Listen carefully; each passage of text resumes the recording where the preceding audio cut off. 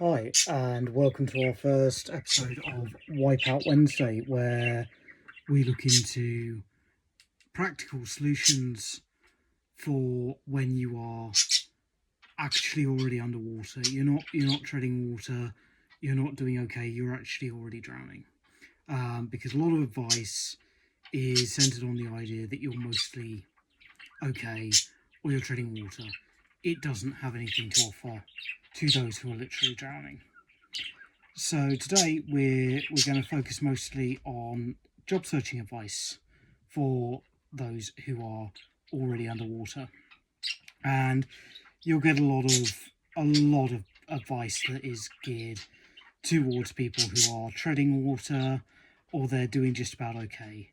Things like be selective about the jobs you apply for. Employers don't like to feel applicants are just going for everything out there. Great. That's not actually an approach you're allowed to take when you're claiming universal credit. From my experience, I've literally been yelled at with a demand from a work coach that I explain why I didn't apply for a job as a dancer at an adult entertainment venue when I'm sitting right there, not looking anything like the kind of person people pay to see dance. I look very much the way I do now. I just had slightly longer hair. Only slightly. I had a kind of emo boy thing going on at the time. I also can't dance. I have tried. I recently went to a salsa class. It was an unmitigated disaster. I feel so bad for the teacher who was absolutely beyond patient with me. And just get a job, work Deliveroo, drive for Yodel, stack shelves in Tesco. Which, yes, this contradicts the first piece of advice. Contradictory advice is going to be a bit of a feature of being literally broke. Again, being personal, I can't actually work for Deliveroo or Yodel. Not because I'm a special snowflake prince and that's beneath me, but because I'm literally blind. As in, a hospital doctor has gone, yeah, mate, your eyes don't work at all. That kind of blind. I have 35 to 40% central vision in my left eye, and that's currently dropping off at a rate of around 3% per year, and there's nothing that can be done about that. So I'm banned from driving, or even holding a driving license because of that, obviously, and I can't see well enough to cycle safely on roads.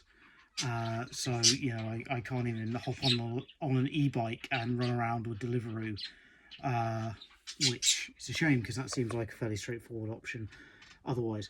I also can't read street signs or numbers until I'm literally right on top of them, so that doesn't really make for entirely safe navigation. Tesco and of course other supermarkets are available. Don't just welcome someone who says, hey, I'm happy to stack shelves for pay with open arms. You still have to apply. The application probably doesn't get near a human. I have previously applied to both Tesco and the Co-op when I've been out of work. I've literally never heard a single peep from either one of them. Same thing with McDonald's. Didn't hear anything, even though they're so desperate and they will literally hire anyone.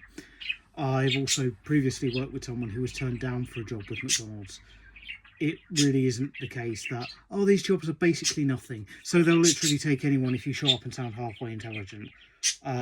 They don't do that. They probably should. It will probably make things a lot easier for people who are actually interested in having a regular source of income. It would help the economy massively.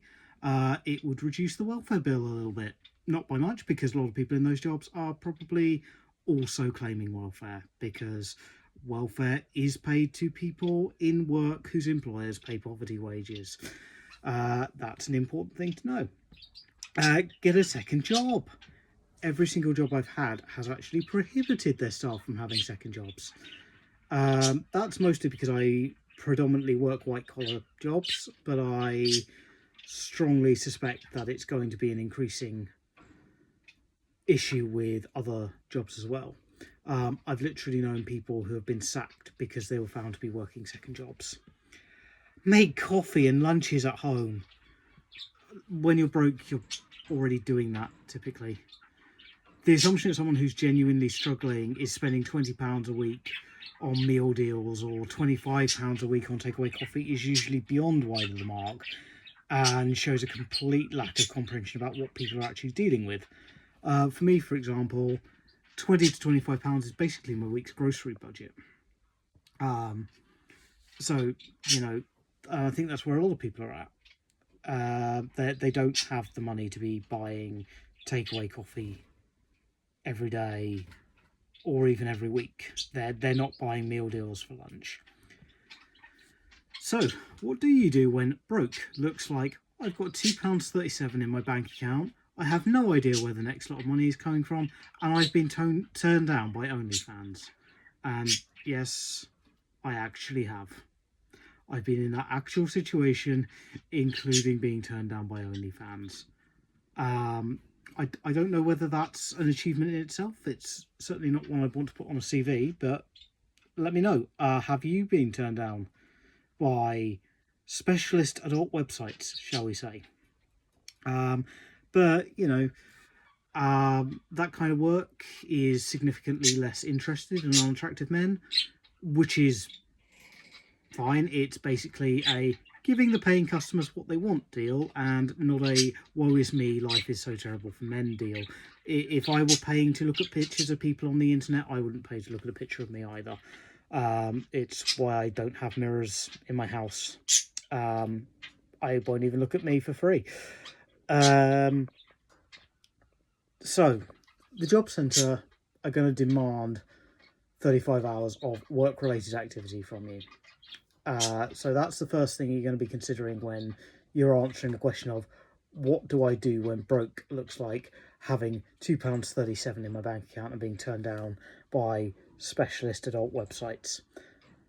There are not enough jobs to spend 35 hours a week looking and applying for them. Not enough advertised jobs anyway. And while the job centre will go on at great length about the hidden job market, it's hidden for a reason, and it's specifically hidden from people who are flat broke and out of work.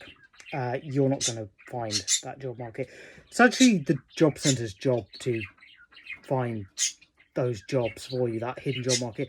Their job is actually to find that for you, but they're not really interested in doing that. So if you're broke, you might not be able to afford to schlep around door knocking, which usually doesn't work anyway at this point in the timeline. So let's have a look at how we break down that 35 hours a week or 7 hours a day to satisfy the claimant commitment of universal credit. 2.5 hours a day, job searching and applying. So that'll be your LinkedIn, your Indeed. Charity jobs is great if you're looking for non-profit. It'll be looking on the Facebook groups, looking on Total Jobs, Glassdoor, local newspaper if they actually advertise jobs, which a lot of them don't anymore. They're online. Find out what their online site is for jobs. 2.5 hours a day, you'll be exploring emerging careers, researching the skills and experience required. This is one where you need to get off of social. You need to get off of social media, and it's, oh my god, AI is literally theft. Oh my god, it's going to send us all into drought. It probably is going to send us into drought.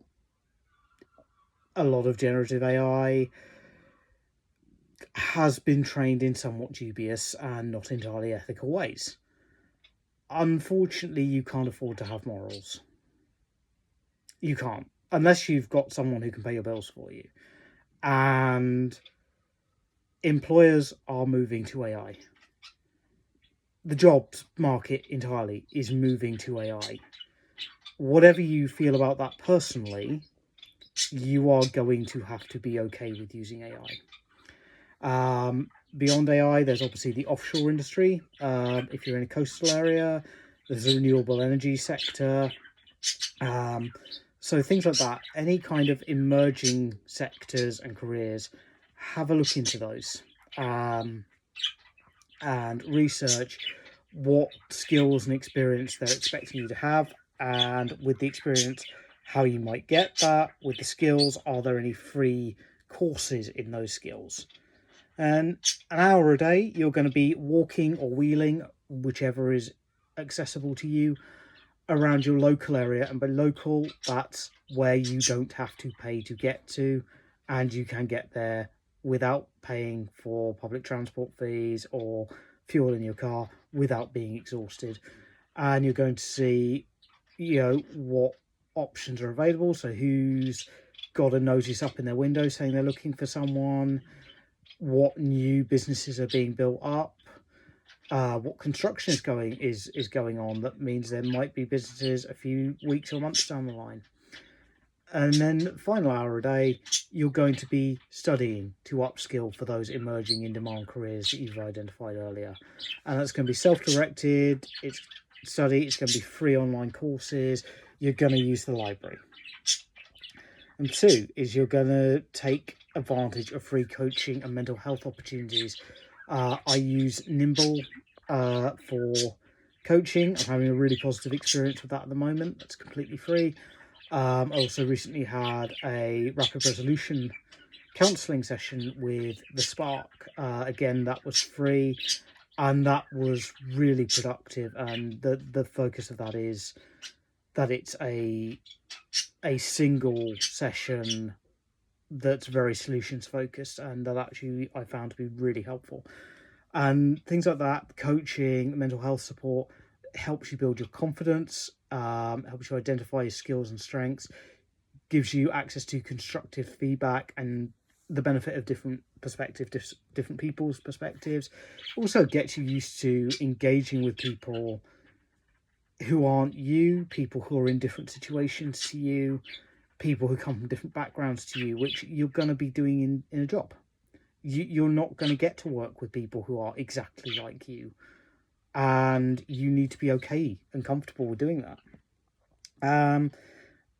Third suggestion is to have an online space where you can expand on the version of yourself that your CV and cover letters convey. So think like a blog, TikTok or YouTube, where maybe you present solutions to common business problems, or you respond positively and without sarcasm, which can sometimes be a bit of a challenge for me, I have to admit, to job adverts. So, you read out the job advert and maybe you break it down into stuff that's applicable to everyday life. So, they want a can-do hands-on leader with budgeting experience, and you can go, oh, I wonder what they think about the fact that I've managed to get 3 kids to more or less functional adulthood without anybody dying. And you kind of give that more of your personality, but with an awareness that you are aware of what they're looking for. You identify your nearest community kitchen or community fridge, not a food bank. Those often require referrals. They can be very stringent on how many times you're allowed to use them, etc. Whereas community kitchens and community fridges typically don't have those restrictions. They're quite open. They're there for anyone to use. Even if you're not struggling, you can still use that resource, because maybe that allows you to do more stuff that's more productive if you can save a little bit on your food shopping. So use that resource once you've identified it. This one is going to look very different for different people, and it's something I'd be happy to connect with on a one-to-one basis, without a charge on that, because when you're broke, the last thing you want is someone going, oh, I can help you if you pay me, and you're like, well, I can pay you in magic beans. How's that, mate? And that is that you sell subscriptions, not things. And that's kind of more a creative approach to your possessions than just going, oh, I just have to sell everything. So if you want me to outline an approach for that for you, because it's going to be a personal thing, it's going to vary from situation to situation, drop me an email at theproductivepessimist, and that's all one word, ash@yahoo.com, and that email address will be in the description of the video. And the thing is, it's true that you can't financial literacy or budget your way out of flat broke poverty, but there are good choices you can make within that. So you can find free study and support opportunities, online job searching, and having a walk or a wheel around your very local area doesn't cost you anything. There are free ways to showcase yourself more than a CV allows. And finally, you do it angry, you do it tired, you do it in tears, you do it doubtful, and you do it broke until you're not. My name's Ash, I'm the Productive Pessimist. It's been great to have you here. Look forward to seeing you in another video. Thank you.